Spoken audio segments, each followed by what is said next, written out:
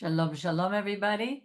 Tonight we are going to take a look at, remember the parasha, Brian?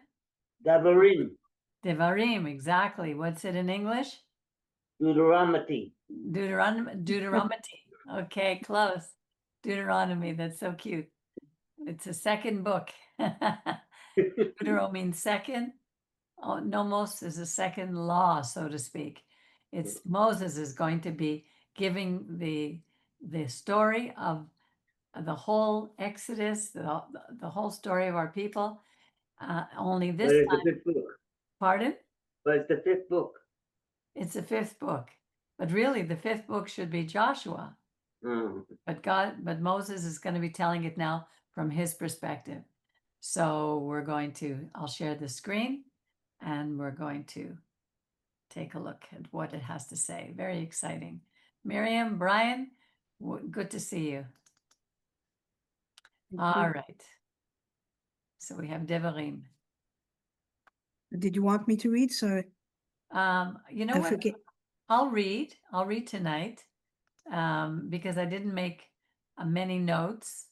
So when I need you to read, if you don't mind, I'll ask you. Okay, Mary? Okay. So these are the words that Moses spoke, Asher Daber, to all of Israel on the other side of the Jordan, meaning they hadn't crossed over yet. They're waiting to take over the land. Through the wilderness in the Arava, which is like Arabia, in the desert, near Suf. Suf refers to Yam Suf, which is the Sea of Reeds, between Paran and Tophel, Lavan, Hazerot, and Dizahab. It is 11 days from Horeb to Kadesh Barnea by Mount Seir, by the Mount Seir route. Now that gives us a bunch of names, and we don't stop to think of what all these names represent, but really they're all a picture of something that happened every time they were in a place and something happened, some special experience happened to the Israelites, the name is mentioned. It's a little bit like these are guideposts, and we can compare them to the journey in our life. We can sometimes think back, what are the guideposts that made a difference, where I made a good choice or a bad choice? But that's what this is talking about. And here it says 11 days from Horeb, which is another name for Mount Sinai, to Kadesh Barnea. Kadesh Barnea is the place where oh my goodness, I just got a text from Richard. He said he wasn't going to be here tonight, so I got distracted. Okay, so it goes from Kadesh Barnea was where Moses sent out the scouts or the spies to take a look at the land and to bring him back a report. At Mount Sinai, the people had the most incredible, what would you call it? An epiphany, more than epiphany, a meeting with the creator of the universe. So it goes from Horeb, where they had that experience that was beyond anything that we could imagine, to Kadesh Barnea, where the scouts went out and brought back a terrible report. So we see both extremes. And then we're going 40 years ahead, 40 years later, on the first day of the 11th month. So they're almost at the very end of their journey to cross into the land. It was in the 40th year that Moses spoke to the Israelites according to the instruction. Sorry, Peggy, just to be clear. Okay, at this point, okay, but you started when they're talking about the 11th day, it was the 40th year already. Yeah, he's just Okay, all right, yeah, okay. It should have taken 11 days from Horeb, from Mount Sinai, to Kadesh Barnea. What happened? The secret lies in Kadesh Barnea.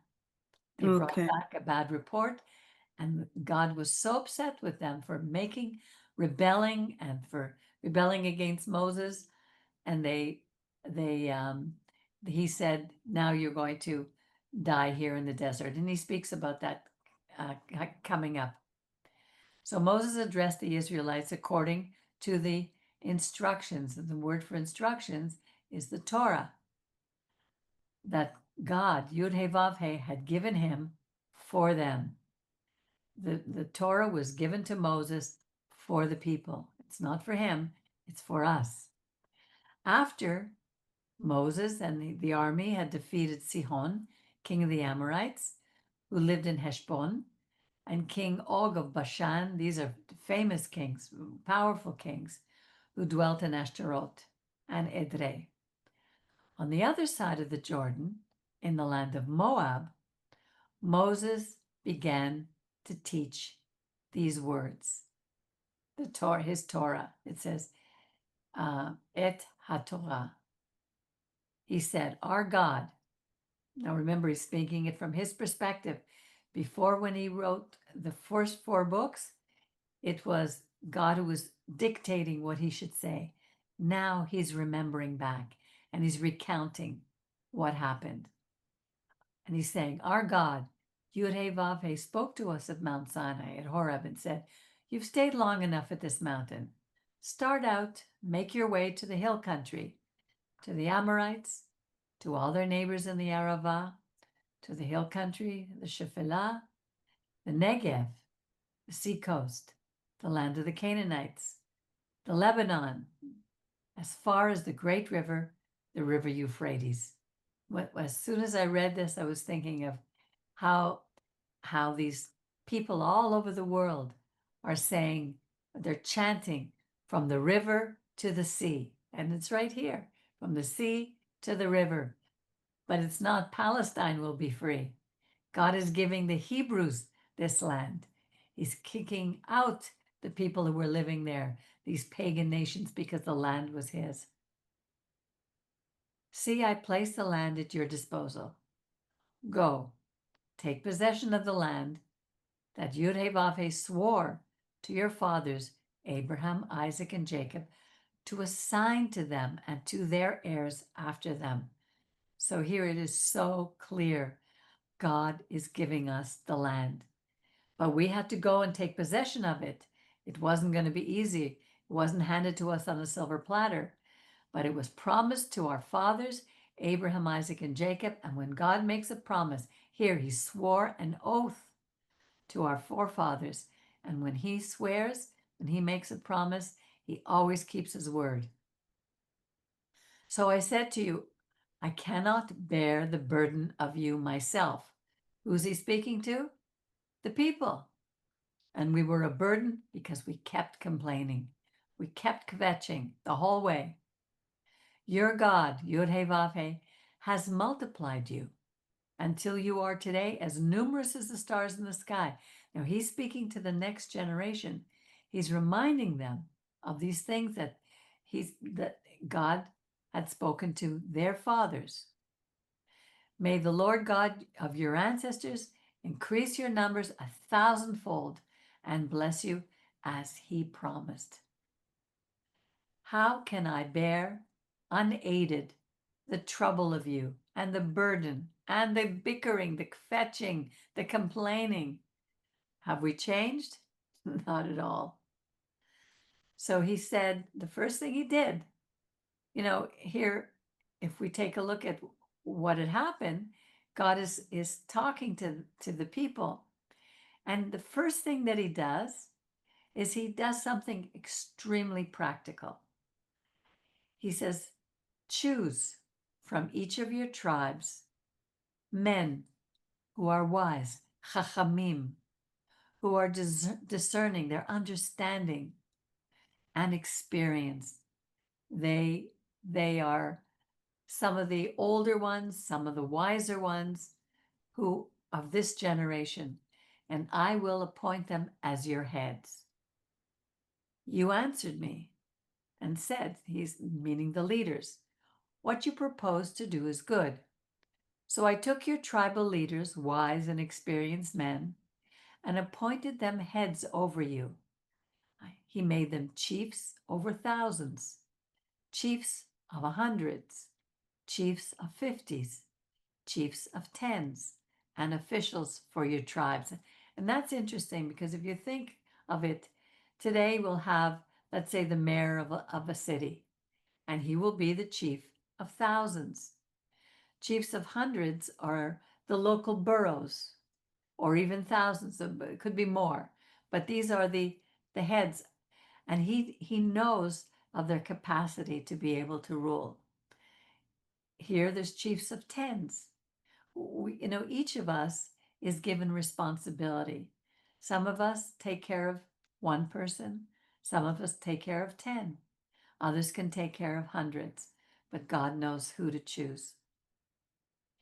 I charged your magistrates at that time, those who, the word is judges, shoftem, at that time, hear out, listen, hear out your fellow Israelites and decide with justice, tzedek, be righteous and just between one party and the other, whether it's a fellow Israelite or a ger, the stranger who lived with us.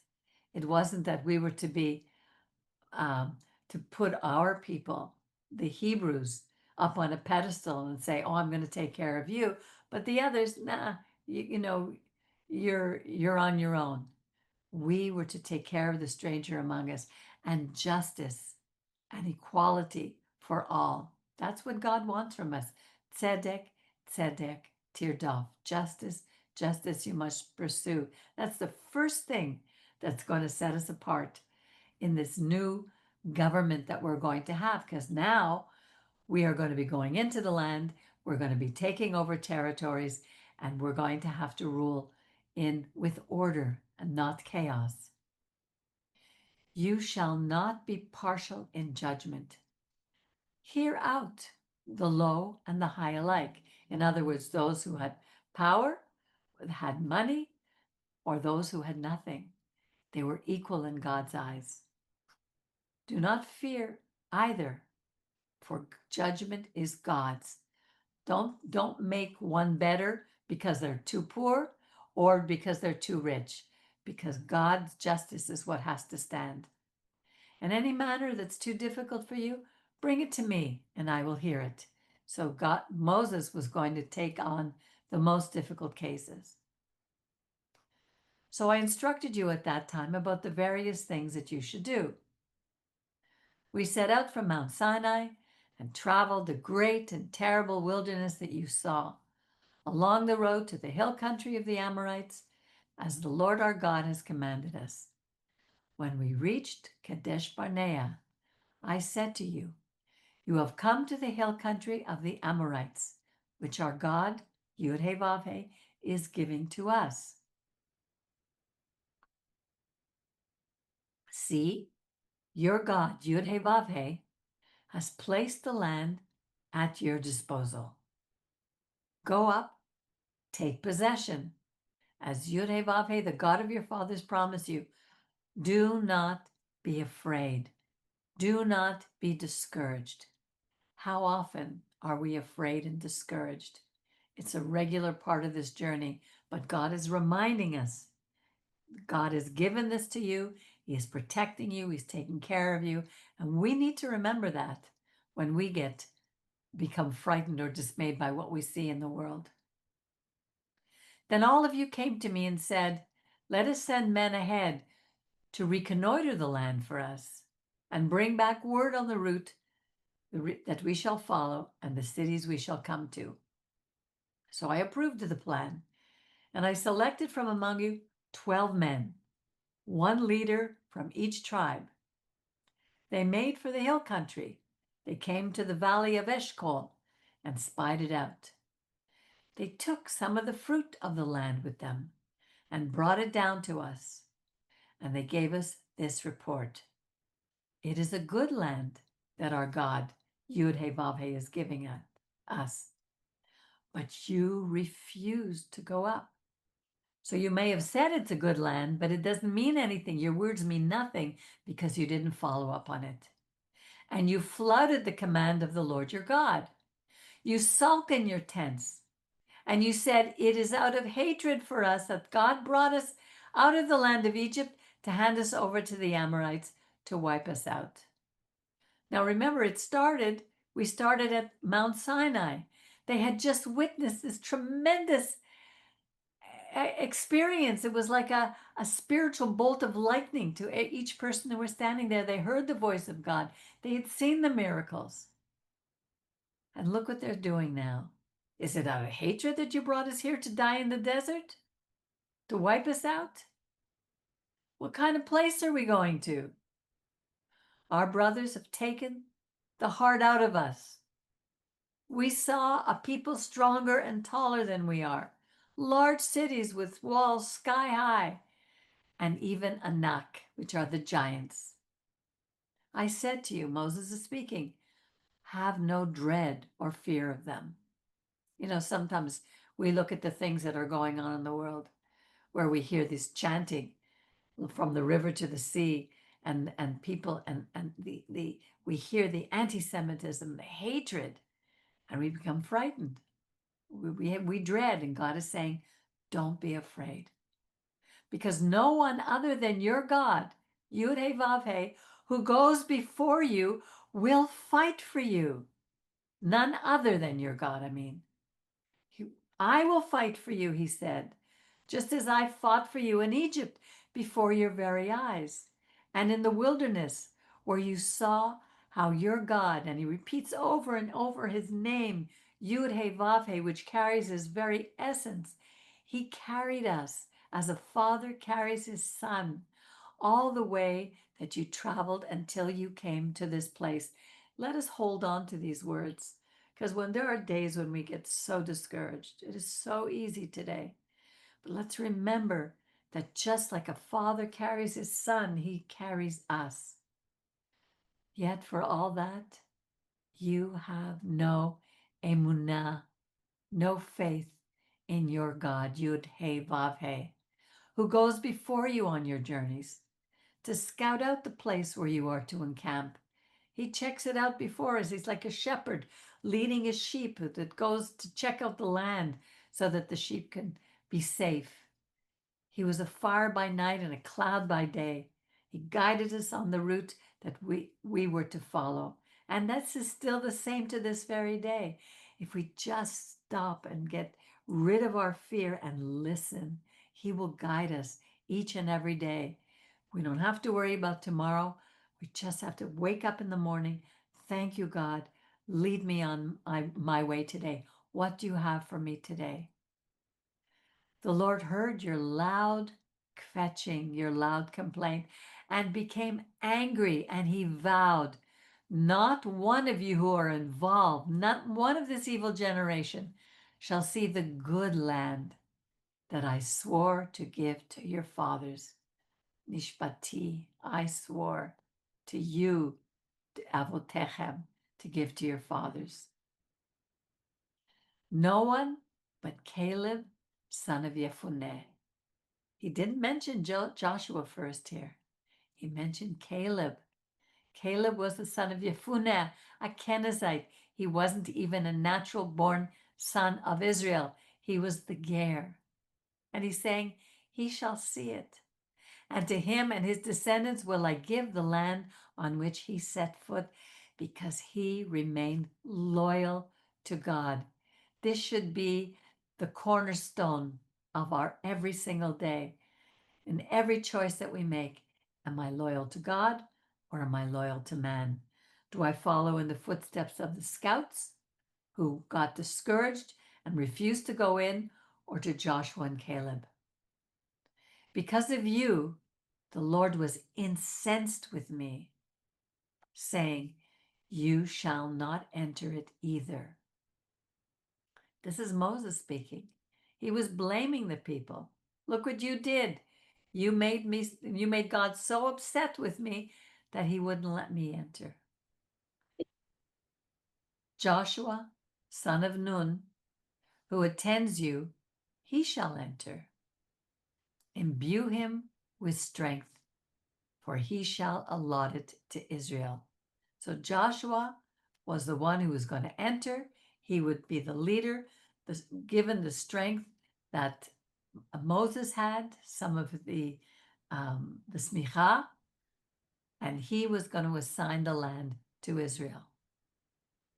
Moreover, your little ones, who you said would be carried off, your children who do not know good from bad, they shall enter. So it's not that first generation who saw God at Mount Sinai. It was the second generation, the children, starting from the little ones who didn't know good from bad yet. To them I will give it, and they shall take possession of it. Excuse me. As for you, turn around, march into the wilderness by way of the Sea of Reeds, Yam Suf. This is the sea that God parted. You replied to me saying, now this is very interesting because remember what Rabbi said about the process of teshuvah. The first thing about teshuvah is we need to acknowledge what we've done. So here the people, Moses is giving heck to the people. And they replied, saying, we are guilty before God. So they applied, they admitted that they were guilty. But then what did they do next? Hold on a second. Then they say, we will go up now and fight, just as our God, Yud-Heh-Vav-Heh, commanded us. And the men among you each girded themselves with war gear and recklessly started for the hill country. In other words, they may have admitted that they were guilty, but then the next thing they do is they continue on the same path. They didn't turn and say, okay, what does God want from us now? And then God said to me, warn them, do not go up, do not fight, because I will not be with you, or else you will be rooted by your enemies. So they didn't ask, they didn't obey. I spoke to you. Moses is saying, I spoke to you, but you would not listen. You flouted the Lord's command and willfully marched into the hill country. So true teshuvah is not only saying, I understand what I did. I'm sorry for what I did, and I'm not going to do it again. I'm going to work really hard at not doing it again.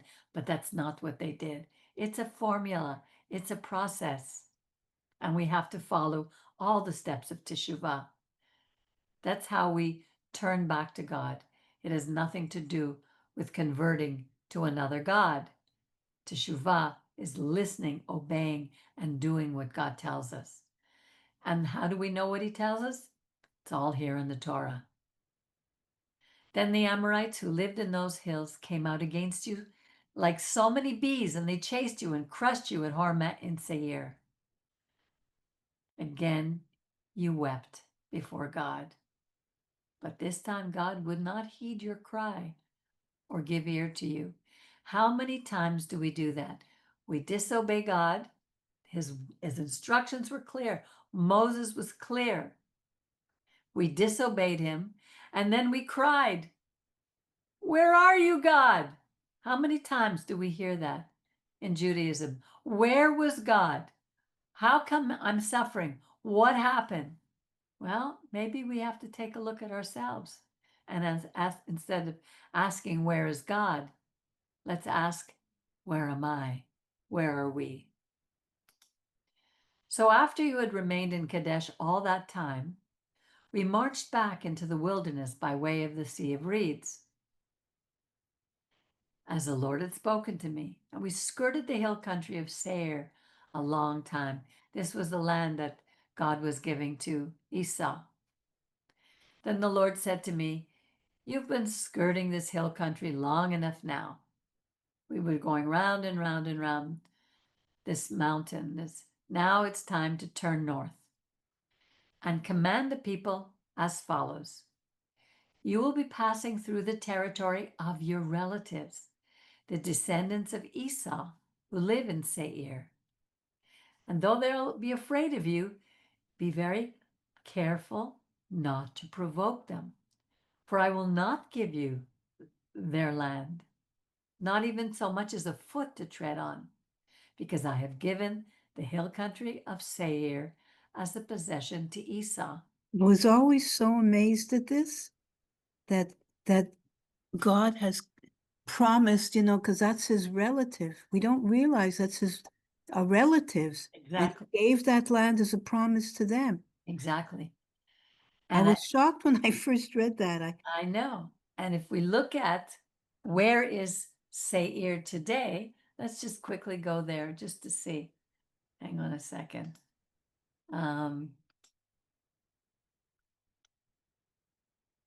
Where is Seir today? It's known by its Arabic name, Jibal Ash-Shara. Rather than being a single mountain, the Mount Seir refers to a mountainous region stretching from the Dead Sea, which lies between the Jordan and Israel and the Gulf of Aqaba at the northern tip of the Red Sea. So, and Jordan is at peace with us today. And that land that they have is going to stay their land. Isn't that interesting? Whatever food you eat that you obtain from them, you're going to pay for it. Even the water you drink that you shall procure for them, you're going to need to pay for it. Because indeed your God, Yud He Vav He, has blessed you in all your undertakings. Just remember that. Maybe we should write that on our fridge, on our mirrors. Your God has blessed you in all your undertakings. When we follow him, when we belong to him, he blesses us in all that we do. Even if it's putting knobs on your kitchen cabinets. He's going to bless you in all your undertakings. He has watched over your wanderings through this great wilderness. Your God, Yud He Vav He, has been with you these past 40 years. You have lacked nothing. When we look at our lives today, now I've been walking with God now since 1989, so it's almost 40 years, and I have lacked nothing. I can get up every morning and say, thank you, God. These words are not just words on a page. They have meaning. They are as real to us today as they were back then. So we moved on away from our relatives, the descendants of Esau, who live in Seir, away from the road of the Arava, away from Eilat and Etzion Geber. These places are real today. And we marched on in the direction of the wilderness of Moab. Now, who is Moab? The son of Lot, also a relative, the nephew of Abraham. And the Lord said to me, do not harass the Moabites or provoke them to war, for I will not give you any of their land as a possession. I have assigned Ar as a possession to the descendants of Lot. It was formerly inhabited by the Emim, a people great and numerous, and as tall as the Anakim. So here it was formerly it belonged to Anak, these giants, but God took it away from the giants and gave it to Moab. Do the people around the world complain that now the Moabites are living in that part of the land, that they took it from the Anakim? No, it's just us that they get upset with. But when God gives people a land, like he gave the land to Jordan, to the land of the relative Esau. Like Anak, they are counted as Rephaim, but the Moabites call them Emim. Just like that, Seir was formerly inhabited by the Hori, but the descendants of Esau dispossessed them. So someone was always dispossessing somebody, wiping them out and settling in their place, just as Israel did in the land that they were to possess, which God had given to them, just like he gave the land to Esau, just like he gave the land to Moab, the people of Lot. So get up now, cross the Wadi Zered. So we crossed we crossed the Wadi Zered. The time that we spent in travel from Kadesh Barnea until we crossed the Wadi Zered was 38 years. So that was the time when they sent in the spies until now, when they're crossing Wadi Zered was 38 years, until that whole generation of warriors, of men, of fighters had perished from the camp. Is that what they had said was 11 days journey? It was supposed to have been 11 days. 11 days. Yeah. As the Lord had sworn concerning them. Indeed, the hand of the Lord struck them to root them out from the camp until they were finished off, when all the warriors among the people had died off. This was a lot of people. You know, we cry how horrible it was that 6 million people died during the Holocaust. Well, there were about 6 million people who died here over the 40 years. I don't know if we stopped to realize it, because there were 3.5 million people, 3 to 6 million people who had left Egypt. So there were millions who died in the desert. It was a kind of Holocaust. But it wasn't Hitler who did it. It was God who did it. So when these things happen to us, we have to think about not where was God, where are we? Where were we? And where are we today when our people are dying? The Lord spoke to me saying, and it's not easy to say these words. You know, we don't want to be naysayers. We don't want to be negative, but we're not saying them. We're only repeating what God is saying. You are now passing through the territory of Moab through Ar. You will then be close to the Ammonites. Do not harass them or start a fight with them, for I will not give any part of the land of Ammon to you as a possession. Because remember, the two children were named Ammon and Moab. Ammon was the brother of Moab. I have assigned it to them as a possession, to the descendants of Lot. Did you say that's today's Jordan? No, Jordan was Mount, let me see. Seir. No, yeah, Mount Seir is Jordan. The land that lies between Jordan and Israel and the Gulf of Aqaba, the northern tip of the Red Sea. That's Mount Seir. So the land that is, where is the land of the Moabites today? It's also Jordan. Moab Kingdom, ancient Palestine, located east of the Dead Sea, what is now west central Jordan. That's where Moab is. And the Ammonites, the Ammonites became extinct at the end of the Cretaceous, whatever that means. What is the country of the Ammonites today? Again, Jordan. So that whole area belongs to Jordan today. It too is counted as Rephaim country. It was formerly inhabited by Rephaim, whom the Ammonites called Zamzumim. So you can see the land was constantly changing. One tribe would go in and displace another. A people numerous, great and numerous, as tall as the Anaki. The Lord wiped them out. The Lord wiped them out. So that the Ammonites, this was the descendants of Lot, could dispossess them and settle in their place. For God did for the descendants of Esau who live in Seir by wiping out the Hori. So these pagan tribes were far worse than the descendants of Esau or the descendants of Lot, so that they dispossessed them and settled in their place, as is still the case today. So too with the Avim, who dwelt in villages in the vicinity of Gaza. Look how old this is. The Kaftorim, who came from Crete, wiped them out and settled in their place. Get up, set out across the Wadi Arnon. See, I give you into your power Sihon the Amori, king of Heshbon. and his land. Begin the occupation. Engage him in battle.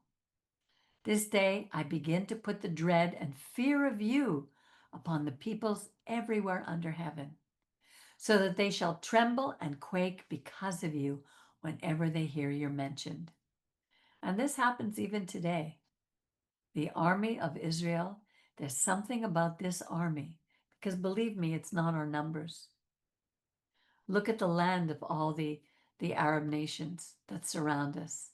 We are a tiny, tiny little piece of land the size of New Jersey. And yet all these other nations tremble and quake because of us. Not because of us and our numbers, because of our God. Then I sent messengers from the wilderness of Kedemot to King Sihon of Heshbon with an offer of peace. Let me pass through your land, through your country. I will stick to the highway. I won't turn to the right or to the left. Whatever food I eat, I'll give you money for it. Whatever water I drink, I'll give you money. Just let me pass through. Like the descendants of Esau who dwelt in Seir did for me, and the Moabites who dwelt in Ar, so that I may cross the Jordan into the land that our God, Yud-He-Vav-He, is giving us. There's no other name under heaven as Yud-He-Vav-He. No other gods, no matter what we choose to name them. This is the only God, the only creator, Yud-He-Vav-He. But King Sihon of Heshbon refused to let us pass through because Yud-He-Vav-He had stiffened his will, just like he did to Pharaoh, hardened his heart in order to deliver him into your power, as is now the case. And Yud-He-Vav-He said to me, see, I begin by placing Sihon and his land at your disposal. Begin the occupation. Take possession of his land. Sihon with all his troops took the field against Jahaz, and our God, Yud-He-Vav-He, delivered him to us. And we defeated him and his sons and all his troops. At that time, we captured all his towns. We doomed every town, men, women, and children, leaving no survivors. We retained as booty only the cattle and the spoil of the cities that we captured. Today, this would bring on the rage of the world. Look at these people. Look what they're doing, killing men, women, and children. God knows the nature of these pagan people, how horrible they are. And he tells us, leave no survivors. You know, we want to be more humane than God is, but he knows what happens when we don't obey. From Aroer on the edge of the Arnon Valley, including the town and the valley itself, to Gilead, not one city was too mighty for us, because our God delivered everything to us.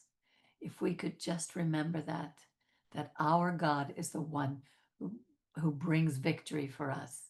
It's not the size of our armies. It's not how powerful our men are. It's because of our God.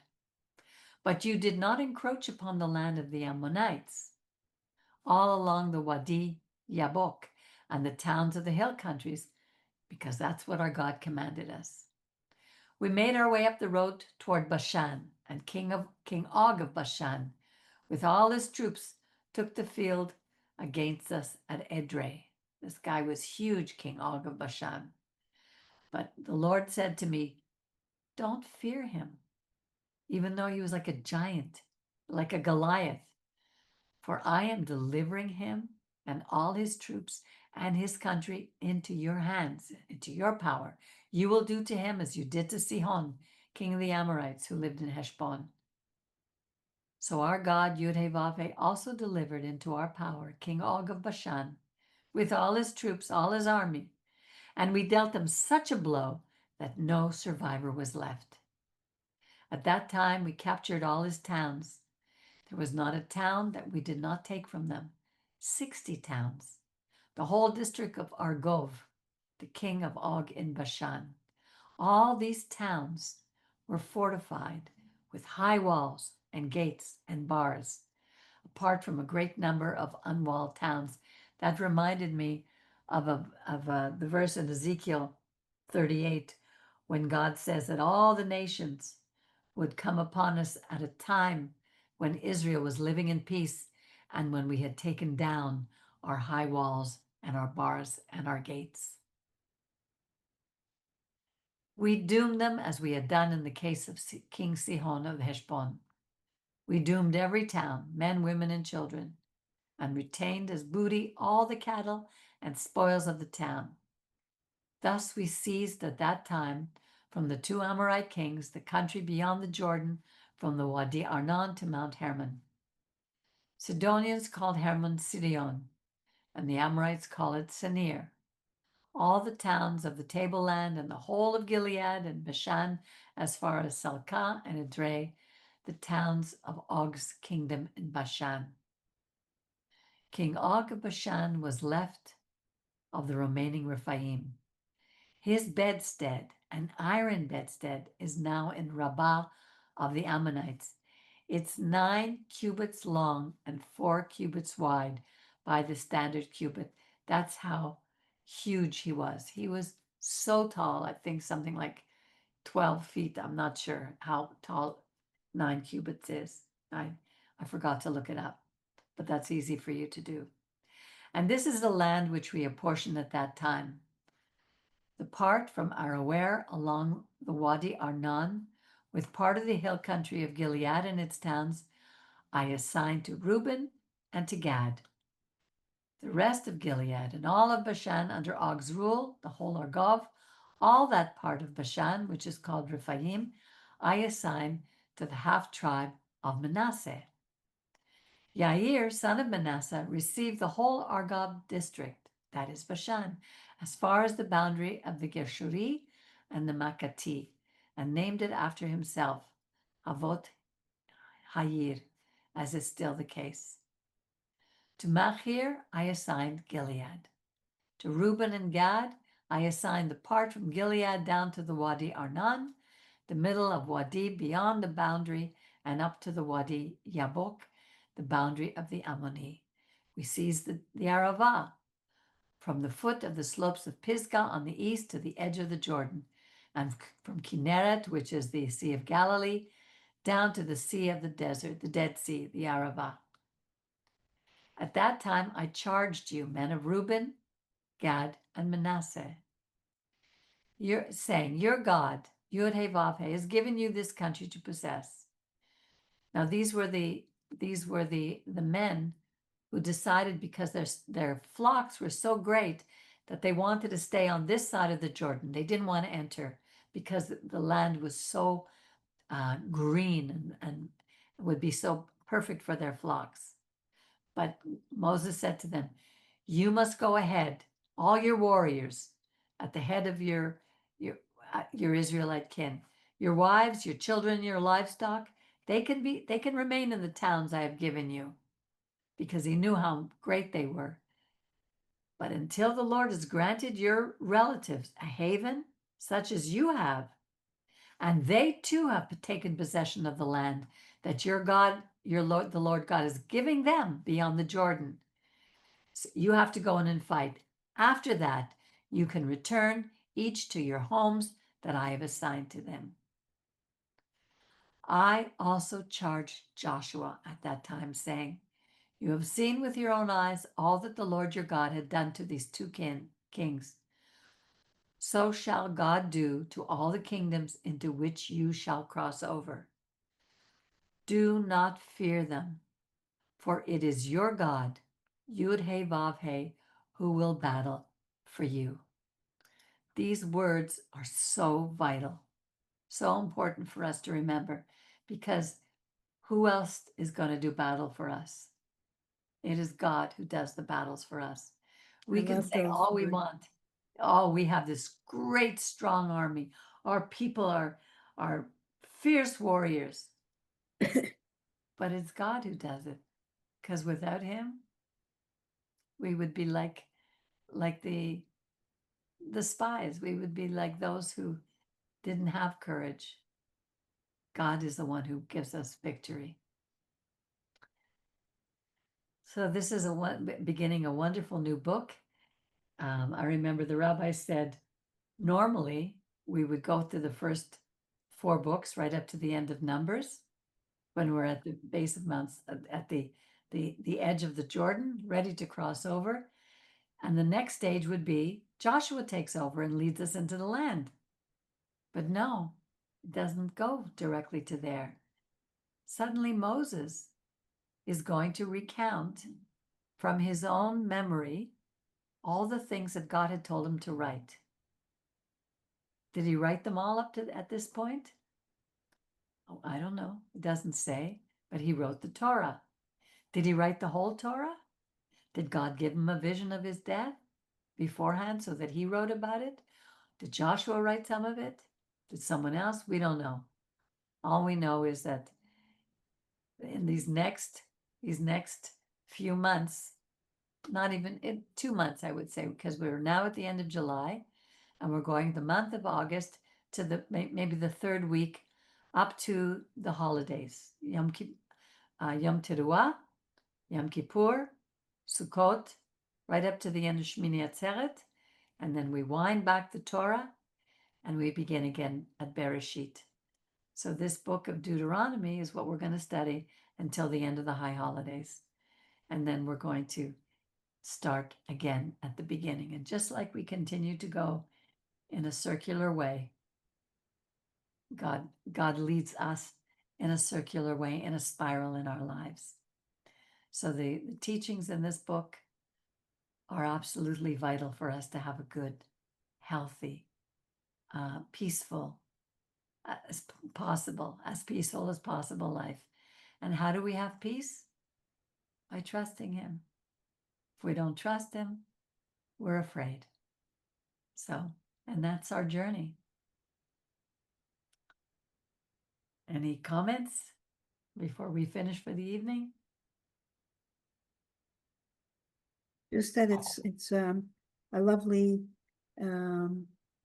it's not even a metaphor. It just is what our life is, this journey. It's not, it's, and God keeps saying that he's with us. But what was hardest for me when I first started reading the Torah was, especially in Deuteronomy, but all the books about killing the women, the men, women, and children. And God isn't a bloodthirsty God. So unless you know the traits of God, that he's a merciful God, and you just the nature of the people who no, but that's what I'm getting to. Yeah, that right. If you don't know God's nature, that he's a God of justice, number one, Right. it's justice and wisdom and love, And so compassion. Compassion. So these acts don't sound like that, but Right. these people who offered their own children to Moloch and different whatever their gods were, like God knows the soul and of a people, and God is a just God. It's hard to read that and know that, but that's only when you realize that God looks into the soul of everybody. Exactly. And judges. And as I've said before, we don't understand the nature of the soul because it's spirit. Yeah. And we don't know what happens to the soul after we die. That's not up to us to know. Religions will tell us, well, if you have to believe this or you go to hell. But we don't die. I think what that God says. Well, but we don't die. We Whatever don't that die. means, Yeah. even on a scientific level, consciousness is energy. Energy cannot be destroyed, created or destroyed. Exactly. So just even on that level, we know that we transition, but we don't die. Right. And what that looks like afterwards, it's not up to us to know. God says the secret things belong to me. What I've given you is enough for you to know.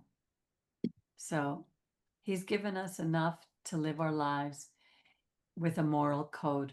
And the Torah is a book of morality, of a moral code to teach us how to love ourselves and to love our neighbors. And that's what he wants from us on this planet, to be kind, to be compassionate, And sometimes it doesn't look so beautiful, but God is the one who decides what we need to do. If he tells us to wipe out a people, he knows why. He knows the nature of that people. It may not look very kind, but in the long run, sometimes you have to take out a tumor in order for the body to live. So, Jerry, do you have anything to say? I love those trees behind you. You look like you're sitting in a beautiful forest. I love it. Yeah, it's a nice set of trees. Yeah. Yeah, I like a couple of statements. I like the recent one you just made, that we're given enough for us to go along with our lives. I'm not Right. sure. I'm not sure. You mentioned that earlier today, or not? Well, I've mentioned it before, but I mentioned it now. Yeah. And I like some of the nice things that we read. That he was with us and he did many things for us in our lives, which just within the past 5-10 minutes. I like those statements. I'm sure if you look at some of the names that we read, if we research each of them, some places we'll be able to see, like the minute you say Mount Sinai, immediately what comes to mind are the giving of the 10 Commandments, the people standing at the base, hearing his voice. I mean, it was really a moment that cannot be repeated. It has not been repeated in any other culture, in any other group of people, but it was an epiphany, and amazing, like bolts of lightning was literally lighting the sky, and it was an incredible. But if we go through our own lives, like if I name names of, like if I say the word Esplanade, immediately what conjures up is my years when I was a child. And then later on, if I say, okay, Ville Saint Laurent, I know that's where I bought my first house, and I lived there with my kid. Each place that I've lived is part of my journey. Some places that I've lived I've made good choices. Some I didn't make such good choices, but I've always suffered the consequences of my choices. And this is the story of the journey of Israel. We made a choice at Mount Sinai. We said to God, all that you say, we will do and we will obey. We will listen, we will obey. The next thing we hear, Moses sends out the spies at Kadesh Barnea. That was a well-known spot, Kadesh Barnea. That's where he sent the scouts out. Go and take a look at the land and bring me back a report. 10 of the guys come back with a terrible report. Not that they said that the land isn't good. They agreed that God gave us a good land, but they said, we'll never be able to take it over. We won't be able to do what God says. So what are they saying? They don't trust God. So our choices, who do we follow? Do we follow the road of fear, anxiety, the road of these consequences? Or do we follow the road where Joshua and Caleb, come on, guys, we can do it. Follow me. And how many followed Joshua and Caleb into the land? Nobody. Just like how many got on the ark? Noah and his family. It's always a remnant, a small group of people. The majority doesn't hold the truth. Brian, are you trying to scare me?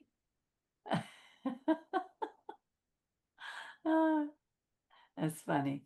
But it's marvelous what the Torah teaches us. So we have to be careful. Don't listen to what others tell you that the Torah says. That's why we read it, so we can see what it says.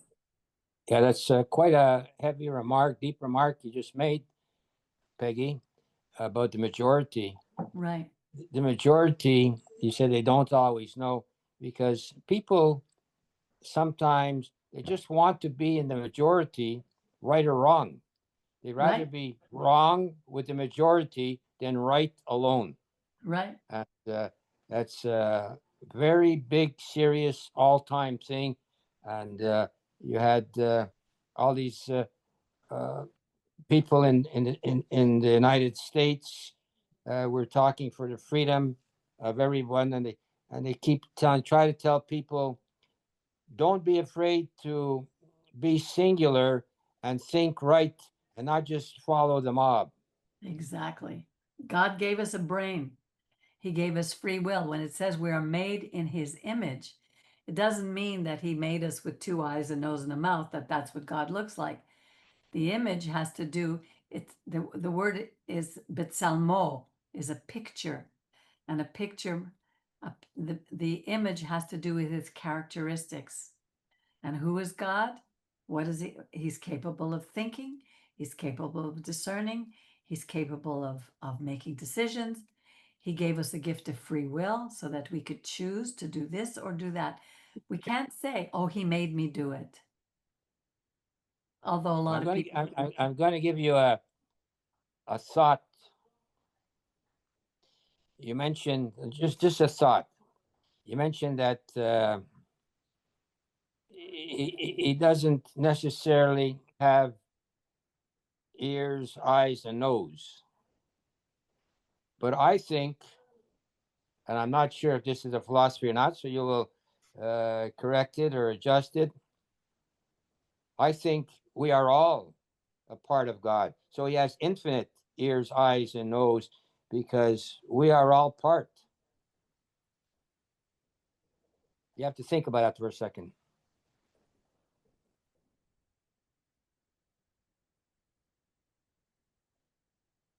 Okay. He's part of us, but it's not the same as you know. No, we're our ears and- we're part of him because what as people sometimes say that only God exists.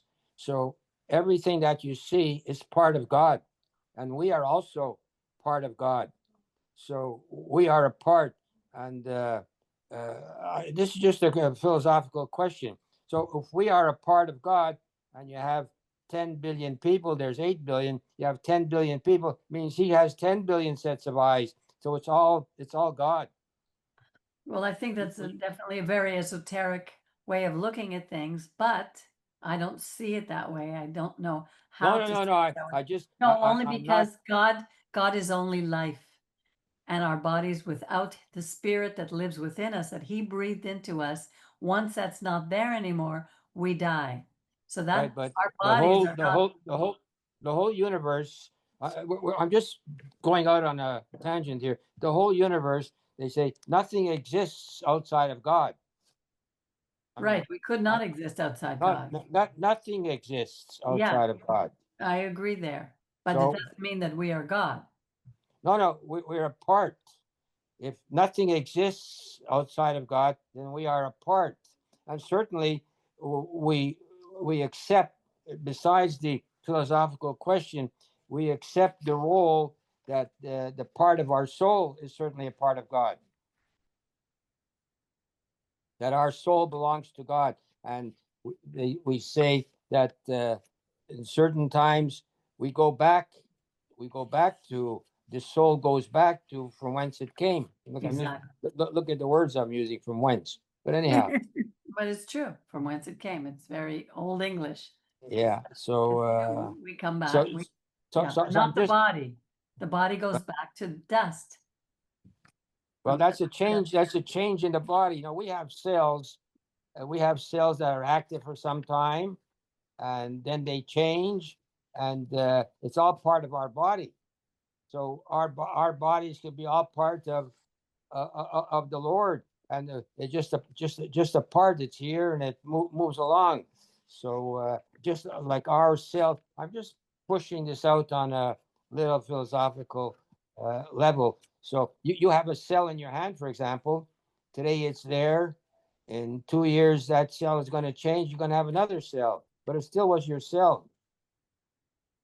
Anyhow, the thing what I'm saying is, I read at one point that nothing exists, and we have to think about this, nothing exists outside of God. And of course, I heard something else, that for us to exist, that God had to retreat. He had to make a space for us. So there's many different ways of looking. The exact thing, I really don't think we as human beings can really solve. Exactly, we cannot know that exactly what we are and who we are. We don't, it's impossible for us to know that. But that's why I said one of the things that God tells us in the Torah is the secret things belong to God. But He has given us what we need in order to live this life. We can spend all our days philosophizing and trying to decide and understand the nature of the soul. What's the point? The Well, point is, what do we do with you our could lives? but you could even put that down to an animal. A predatory animal is taught he has to eat to live. He has to procreate. That's what he's given, and that's the way he acts. Right. And we're given enough. And the animal, for example, does not have to know the three R's: reading, writing, arithmetic. So he's given enough for his existence, and we're Right. given enough for our existence. Yes. That's not too illogical to think of. But we're a step higher because we're made in His image. It doesn't say the animals were made in God's image. No. I'm just putting on that. I like the statement that you said, is that we're given enough for us to go along with our existence. Exactly. And the important thing is, what is our role? What is our purpose? Right. You mentioned that word quite often. Yeah. What is our role? And the different people have different roles, and and you're right. And I actually like the way you have that different people have different roles. Like men have a role and women have a role. Right. And more and more I think about women, I'm astounded about women that that their bodies and I think I mentioned this before, and what you guys can do, that your body is built to have children. I think that's Right. fantastic. And I It's don't think miraculous. pardon? It's miraculous. Right. I don't think a man can have that imagination to go through that childbirth and all that. And Yeah. that's it's when I think about that, it's like the women are like from another world who Yeah. did difference than us. That's why our rabbi always used to say the women are the highest of God's creation. We were the last thing that was created. And then sadly, when we try to be like men, we lower ourselves. Okay, that's good about you as you keep your role. I find that's the right thing to do your role. And why try to be someone else? Right. And that's the But bottom line, today, because but today that doesn't hold with everyone. Everyone's trying to be themselves and someone else. So because today, we've taken God out of the equation. When you take God out of the equation, you open a Pandora's box, and there's no end to the aberrations that will come out of that. With God, there's order. With the world, there's rebellion and chaos. When you take God out of that. So, all right, my dear friends, I just want to say good night to you all, and thank you for joining in and for sharing this beautiful beginning of this beautiful book. And next week we will look at Yochanan. So have a good evening, a good week, and I want to wish everybody a Shabbat Shalom. Thank you. You're Shabbat shalom, welcome. everybody. Shabbat Shalom.